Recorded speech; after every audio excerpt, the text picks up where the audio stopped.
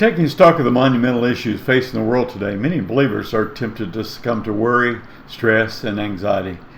In fact, as the national election faces us this Wednesday here in the Cayman Islands, moving closer moment by moment, many on our island are quite concerned.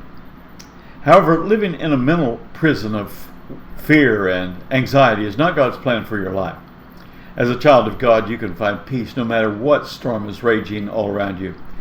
Psalm 55, verse 22 states, "Cast thy burdens upon the Lord, and he shall sustain thee. He shall never suffer the righteous to be moved." According to this verse, the way to remain in peace is to spend concentrated time in the presence of the Lord. Setting time aside to get quiet and seek God so that you can hear His voice can be a challenge for many busy people. As I studied, I found there were many examples in the Bible of believers who sensed a calling away, and each person who obeyed this call to prayer separated themselves for a time of seeking the Lord, and they received a divine blessing as a result.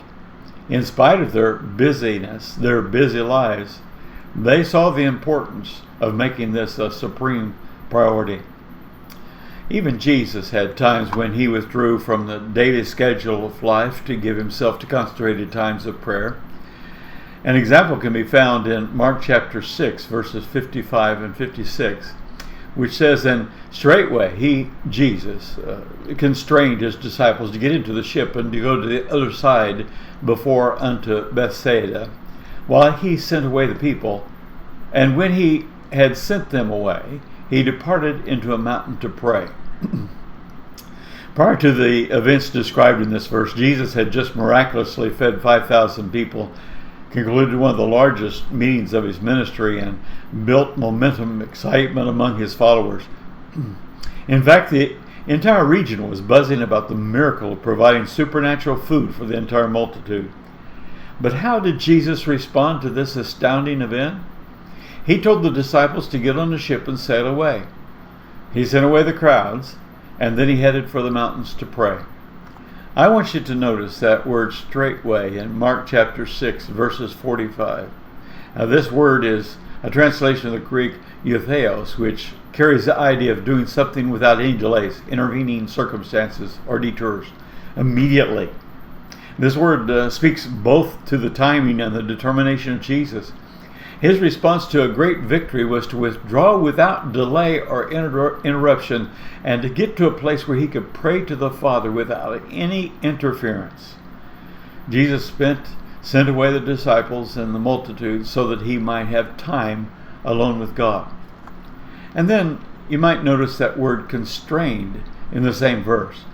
This is the Greek word anaktazo, which is a compound of the two words ana and kale, which means up, and kale, which means arm. And when compounded, the new word paints the picture of a raised arm, which demonstrates force and authority. It literally means to compel by force. In light of the miracle that had just occurred in Jesus' ministry, I'm amazed by the gospel writer's choice of these two words, straightway and constrained, because it illustrates exactly how Jesus responded to that great meeting.